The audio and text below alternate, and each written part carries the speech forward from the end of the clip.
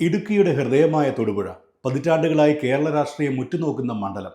50 വർഷത്തിലേറെയായി P J Joseph എന്ന രാഷ്ട്രീയ അതികായന്റെ കോട്ടയായിരുന്ന തൊടുപുഴ ഇത്തവണ ഒരു പുതിയ ചരിത്രത്തിലേക്കാണ് കണ്ണു തുറക്കുന്നത്.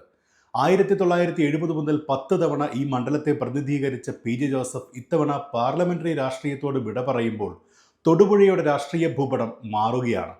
UDFും LDFും NDAയും നേർക്കുനേർ പോരാടുന്ന ഈ മണ്ണിൽ മാറ്റത്തിന്റെ കാറ്റാണ് വീശുന്നത്. ഈ വട്ടം പോരാട്ടം തീ പാറുമെന്ന് തന്നെയാണ് വിലയിരുത്തൽ. പി ജെ ജോസഫിന്റെ പിൻഗാമിയായി UDF ടിക്കറ്റിൽ മകൻ അപ്പു ജോൺ ജോസഫ് കന്നി അംഗത്തിനിറങ്ങുന്നു. എന്നാൽ അപ്പുവിനെ നേരിടാൻ LDF രംഗത്തിറക്കിയിരിക്കുന്നത് യുവജന നേതാവ് സിറിയക് ചാഴിക്കാടനെയാണ്.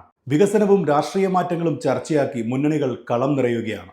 അച്ഛന്റെ പാരമ്പര്യം അപ്പു ജോൺ കാക്കുമോ? മെയ് മാസത്തിലെ ഫലം തൊടുപുഴയുടെ ഭാവി തീരുമാനിക്കും. കാത്തിരിക്കാം ആവേശകരമായ ആ പോരാട്ടത്തിനായി. മണ്ഡലങ്ങളിലൂടെ സപ്പോർട്ടഡ് ബൈ ധന്വന്തരി ആയുർവേദ.